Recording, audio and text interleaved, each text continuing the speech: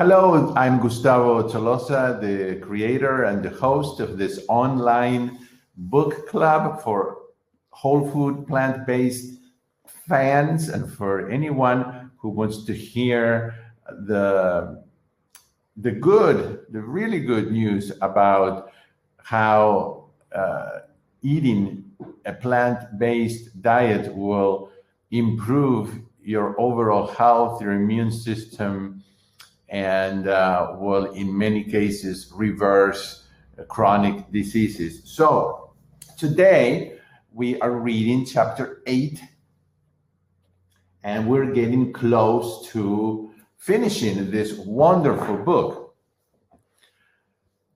To continue in the month of June with the last three sessions of this book club, you will have to register for those three, and I will put the link in just a few minutes so that you can go ahead and register for that. The link will be in the replay, and it will be in the description area of this video as well. So just a few quick announcements. I always say this: if you're changing your diet to a whole food plant-based, make sure you're in touch with your medical doctor, because food is a powerful tool, and it will really change by your health, hopefully for the better. 99% of the times that's what happens, but if it does, your medication, if you're taking any, will need to be adjusted, and in many cases discontinued. So make sure that you are under the care of a medical professional. Let's see, this coming Saturday, I am doing a very unique webinar with the legend, Dr. John McDougall, whom we love and respect. And this will be in Spanish, even though Dr. McDougall does not speak Spanish. The interview will be in English, but I will translate it because there is so much need in the Spanish-speaking world for this information to be spread out. So if you know anyone who speaks Spanish and you would like to forward the link so they can register, it's free.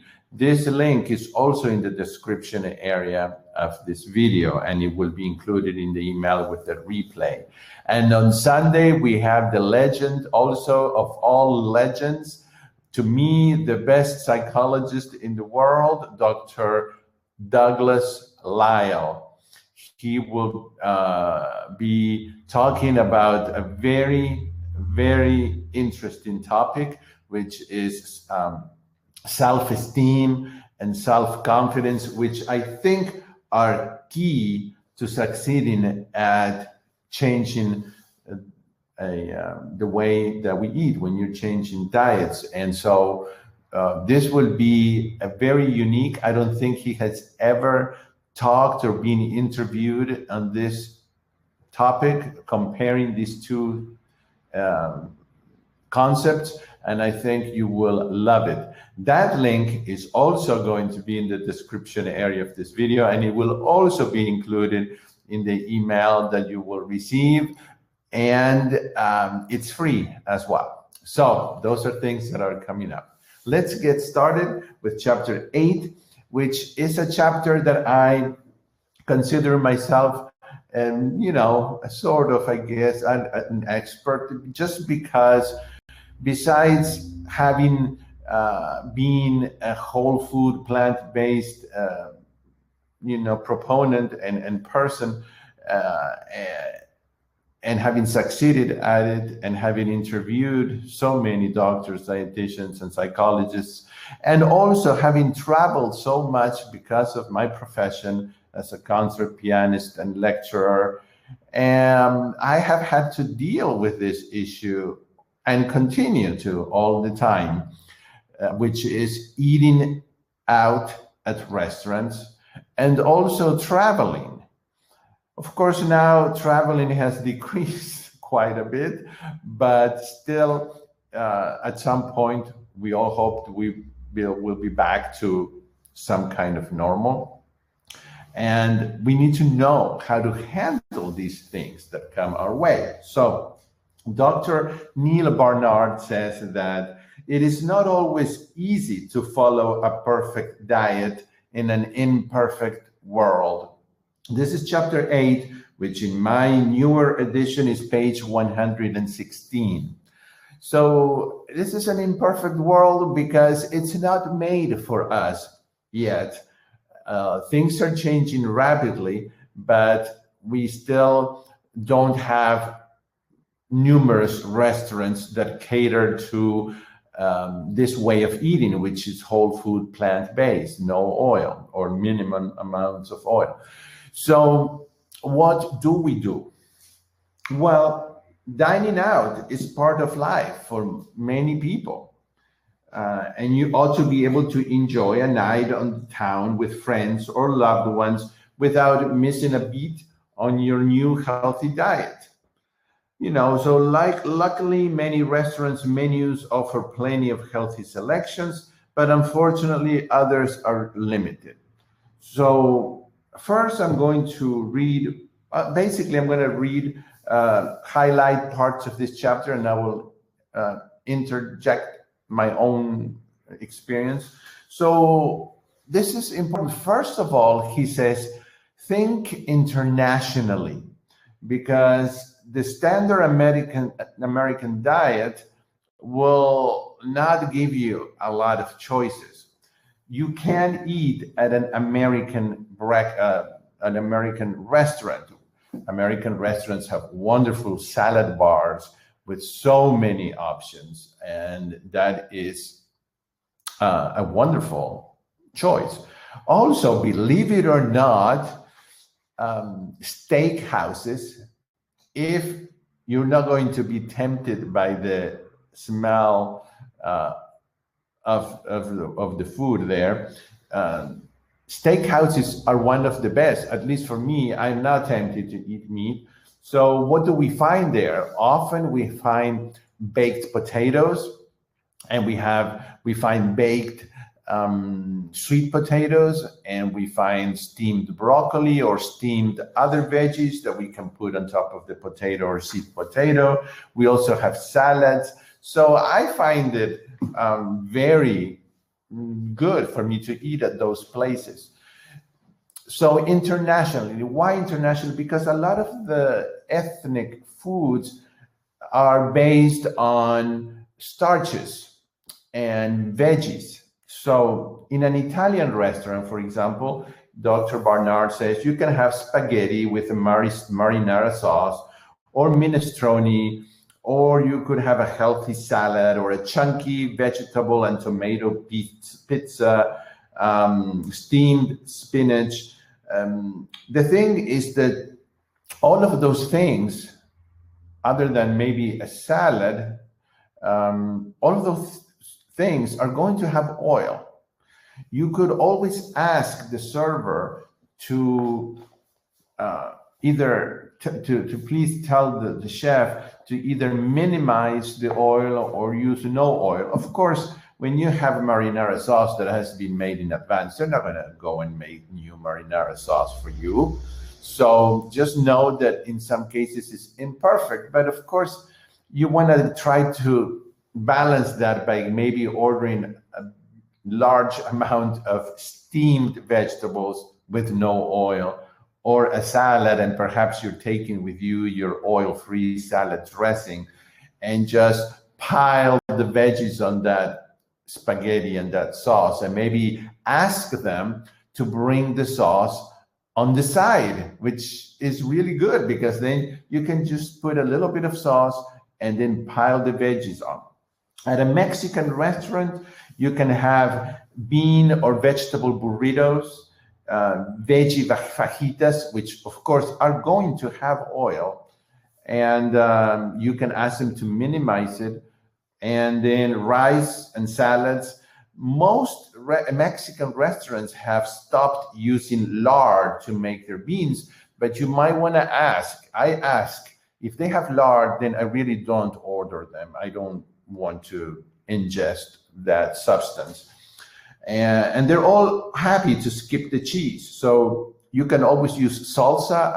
I ask for extra salsa, and I use that to top things with.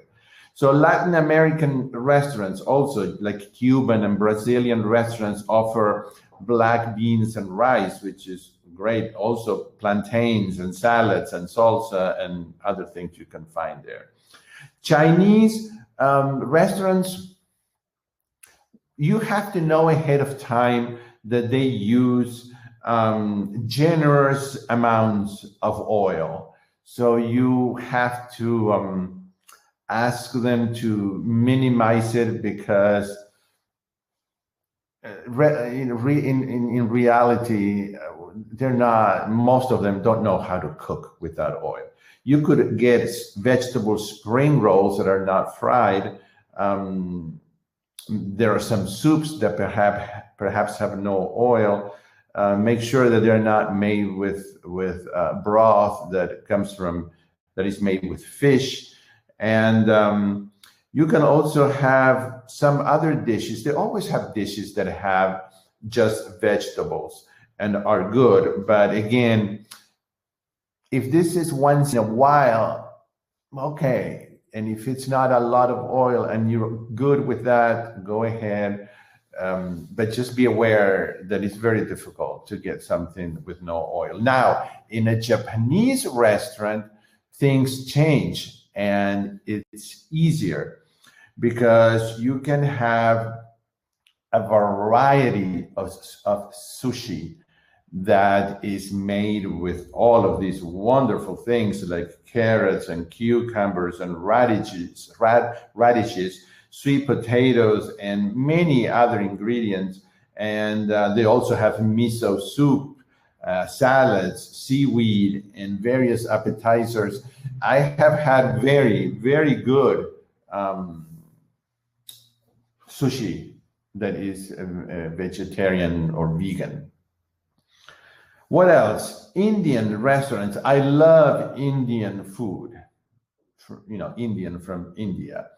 The problem there is that I have not found an Indian restaurant that doesn't use a lot of oil and dairy, because they may not use meat, but they use dairy.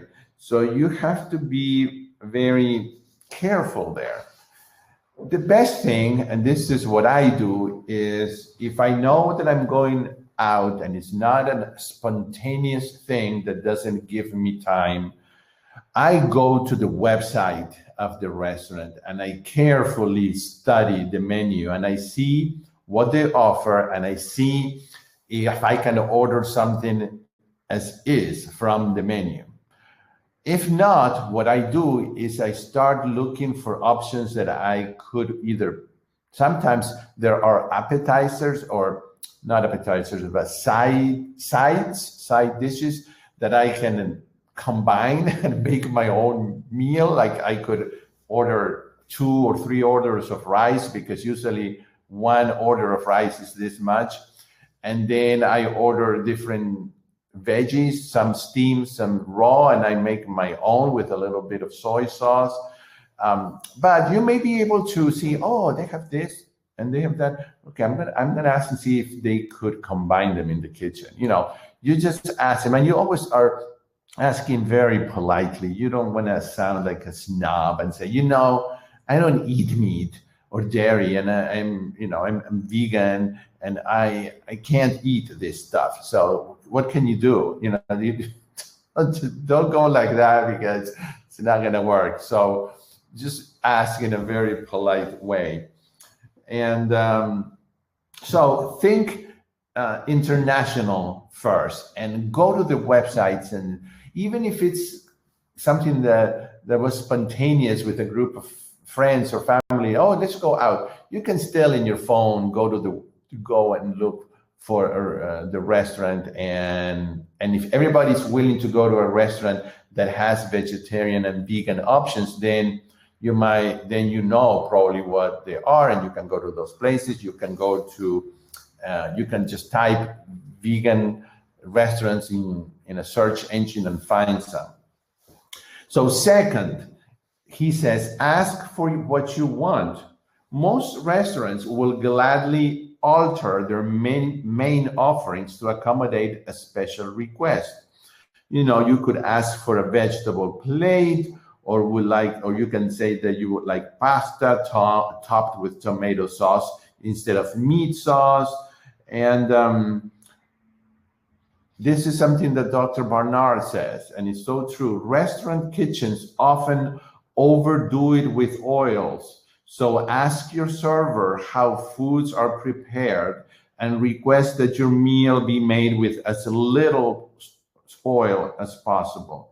In Italian restaurants, spinach and broccoli are often sauteed, but they can also be steamed. So the sauces and condiments can always be served on the side.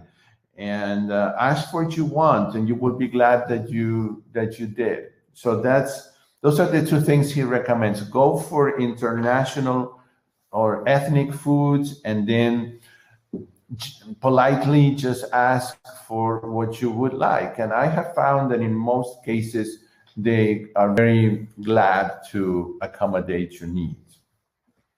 So what about a breakfast? Well, most places have the choice of oatmeal with fruit. But what he says, ask your server to have the cook throw some tomatoes and spinach and mushrooms on the grill, maybe some asparagus. Chefs are accustomed to stuffing them into omelets. Now, you're just going to have them without the eggs. So instead of the egg, just ask the server to bring you those veggies, and with a side of rye toast, no butter, of course, you're set.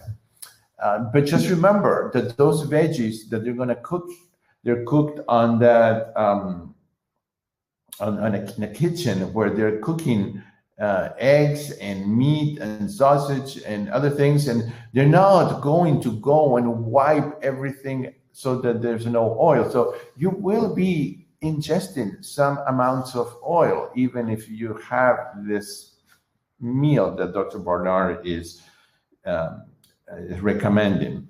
So what about fast foods? Well, I have to say that when it comes to fast food, I do have a place that I can go to, at least in the United States.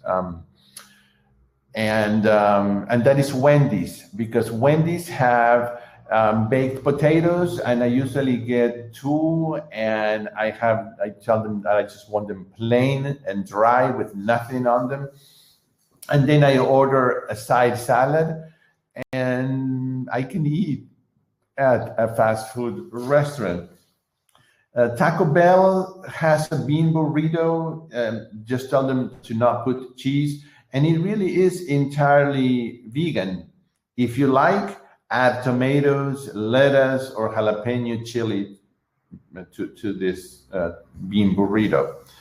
Other than that, I just don't feel comfortable with any other restaurants, because places like Burger King and other places where they have this veggie burger, I don't know what the veggie burger has in it. And in many cases, it does have either egg whites, or it could have some something to bend the all the ingredients. That could be grease. Who knows? I just don't trust it. That's my own opinion.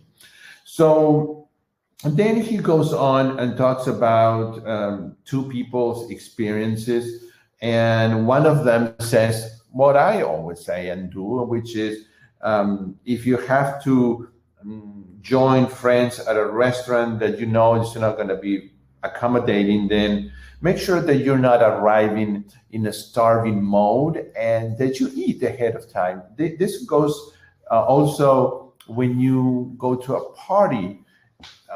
You always want to take maybe instead of taking a bottle of wine as a present, you might want to take a fruit platter or some other thing that I think that the host will like to have, and also that you can eat, or maybe a veggie platter, and arrive having eaten ahead of time so that you can maybe try some things that you know are compliant, and always have something in your plate, like Dr. Barnard says. Otherwise, you're going to be asked over and over if you want this, if you want that, that you're not eating, etc. Have a plate with veggies or fruit or even some bread, and eat it slowly, or make sure it's always full, so that you can always say, "Oh no, I'm okay. I still have some stuff, and I'm enjoying it, and I just love the company." Just get the focus off the food and talk about the company and the place and how you're enjoying that, instead of talking about the food.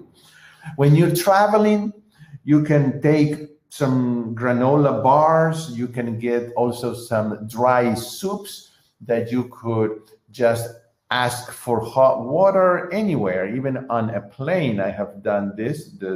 The flight attendants are happy to bring you hot water, or in many cases, I have given them the cup with the dry soup and they add the hot water. So there are things that you can do. So then there is something here that I think is very important too. You have to decide what your priorities are. And so this lady says, I didn't want to suffer from the effects of the disease that I was fighting against. I wanted to stop the progression. I didn't even think about reversing it. And now I am a walking advertisement of the program, for the program. People ask me how I've done it. I've described it in detail to probably 40 people. And so keep things in perspective. If you see some cheese there and you would like to have it, just think about what your priorities are. You want to eat that for instant pleasure, and then later on feel the effects, and in physically and then emotionally, because you're not going to feel good after eating something that you know is damaging your body. So in some then someone else talks here about enjoying going to stadiums for sports, and how you have hot dogs and all the junk food, of course, that is served there. But nowadays there are more varieties. Some places are starting to offer veggie hot dogs and veggie burgers. And if it's okay with you, he says, well, I just takes a bag of, what does he say here? I take a bag of carrots and other healthy snacks, and I just take the carrot sticks, a bottle of water, you can always find something that you can take with you. Is it easy? No, it's not easy.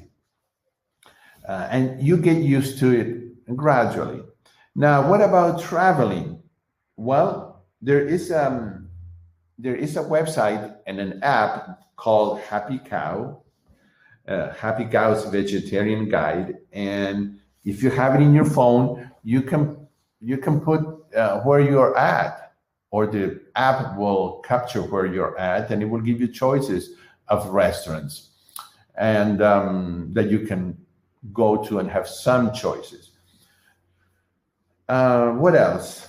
When you fly internationally, and I do this all the time when I fly internationally, 24 hours or 48 hours, I can't remember, ahead of time, you call the airline. Some airlines, you can do this on the website, and you ask for a vegan meal. And usually it is a very good meal that they serve you. Okay, what about special social events? The main thing is always offer to bring a healthy dish. You might want to call your host to let them know that you have changed your diet, and that you don't want to put them to any trouble, so that you're already saying, don't worry about it, and they're already alerted that you change your diet. You can make it sound so that you're like, maybe they're like, oh, poor you, maybe without lying. Although a few times I have lied and said that I can't eat oil because I'm allergic to it and I could have seizures or something. And so the restaurant will make sure that they're not going to bring anything with oil. But I don't do that anymore. I've learned how to handle it. So you want to tell your host that you have changed your diet, you're going through some health issues, and you're just giving it a try. You're not, don't sound like, oh, I'm better now, I'm eating better than you. No, you say, well, I'm just changing. I want to see how this works. It may work, it may not work, but I changed, and I don't want you to go to any trouble. So I'm just, if you don't mind, I'm going to bring a dish that is going to be for everybody to try. It's not just for me. It's a platter of fruits or a veggie platter or, whatever you think you could take. And usually you get a really good response. And also the host knows that that's going on, because also you don't want them to feel bad if you don't say anything, and then you arrive there and you're not eating anything or you're eating a little bit, and it's like, well, they may think, well, why didn't you tell me? I could have something for you. Another thing for parties and social events, avoid arriving hungry. I've told you that. I know that I do it. I know that Chef AJ does it. I know that many people do it. And in many cases, we leave food in the car, like a sweet potato or whatever it may be. And at one point in the party, I said, I'm going to go out in the car because I have an important call. I'll be right back. And I go to the car and I have my snack, and then I go back in and I'm fine. I don't have any more desires to eat anything. All right. So those are some practical ideas. And if you have any others that I haven't mentioned, please type them here, because this is a forum where we are helping each other. So let me know. Then he talks about the doctor's office and how a medical care is a partnership. And really, the partnership is you and your doctor, and you're both working together for your needs and for what's good for you. So I tell this to people, because if you have a doctor that is not open-minded at all, and not only that, but that is going to go against you, this is not how healthcare works. And this Dr. McDougall will also tell you this. This is something that is a combination, I guess we could say. It's a work that your body is yours.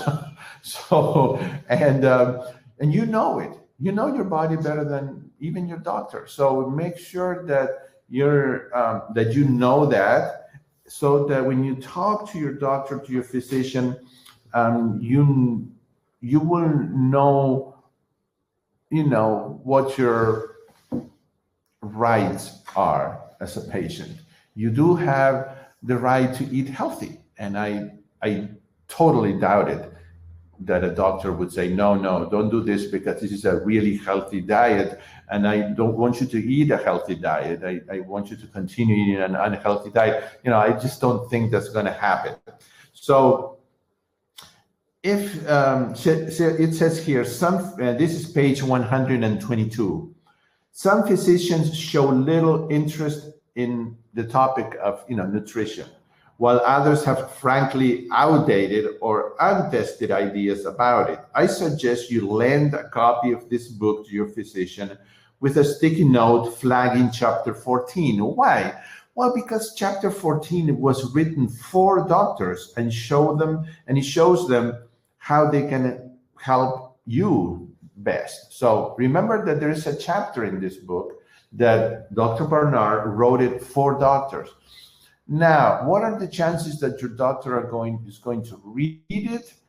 I don't know. I don't want to be negative, but I don't have a lot of faith in that. But you can try it and see if it works.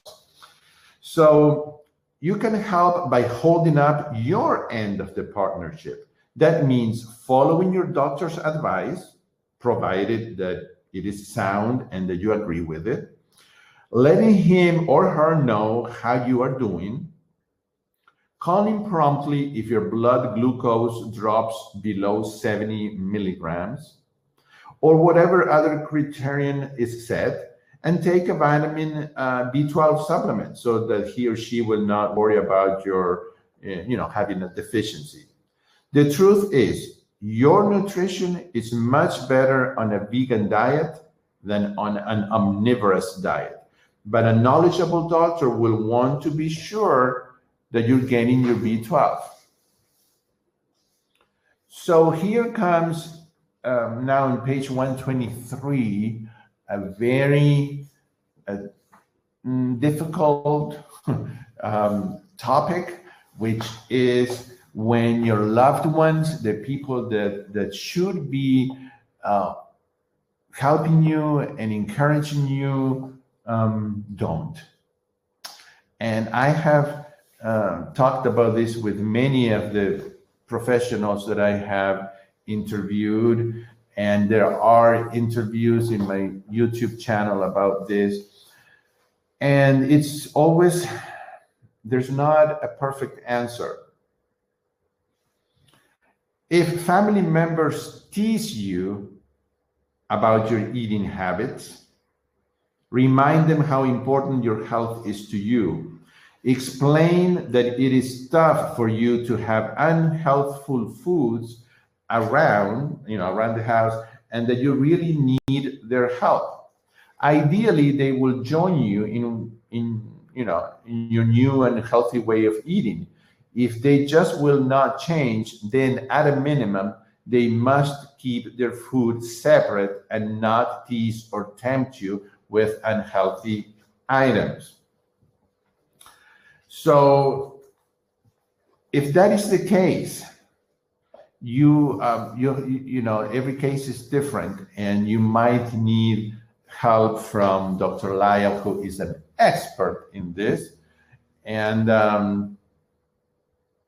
for a 30-minute session, you can solve this issue.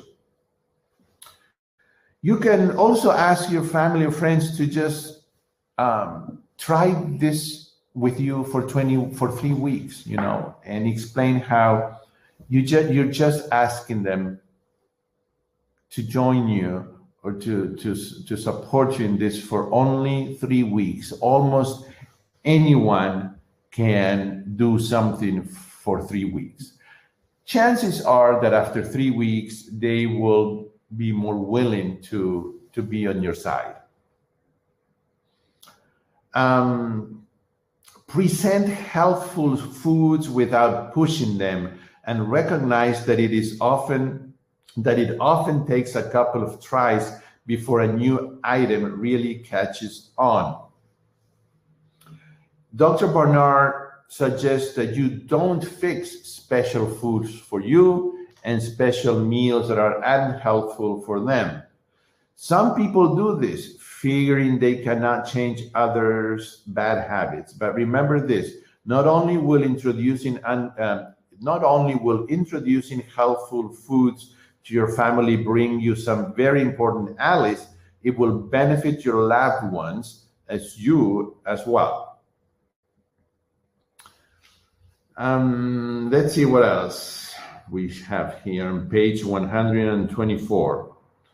When you have children, some children may not yet care for exotic vegetables, but they will easily gravitate to fruit of all kinds, as well as corn, green beans, carrots, peas, and other simple foods.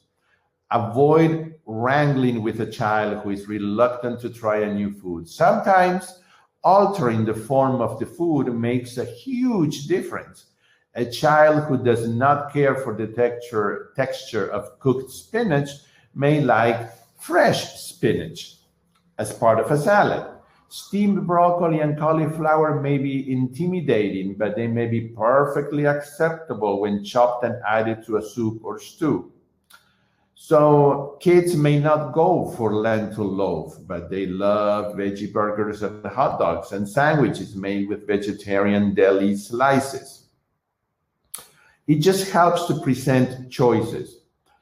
Also, remember that in my YouTube channel, there is an interview that I did with Mary McDougall, Dr. McDougall's wife, and Heather McDougall, Dr. McDougall's daughter who has children. And they both give very good ideas and advice about how to have food and snacks in your house, or to send with your kids to school and be delicious, and they will actually eat them.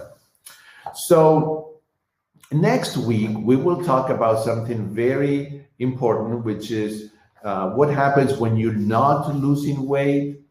What happens when people say, but if I eat potatoes, my blood sugar goes up. Or if I eat pasta, my blood sugar goes up. Why is that really not what you should be focusing on? We'll talk about that. We will talk about cravings, which is an issue that we all deal with, and breaking free. So there's going to be quite a lot of really good information next week. So if you have somebody who is a diabetic and they are worried that eating complex carbohydrates will raise their blood sugars, make sure that they attend next week. I will try to have Dr. Poniman, who is a medical doctor, with us so he can also answer questions.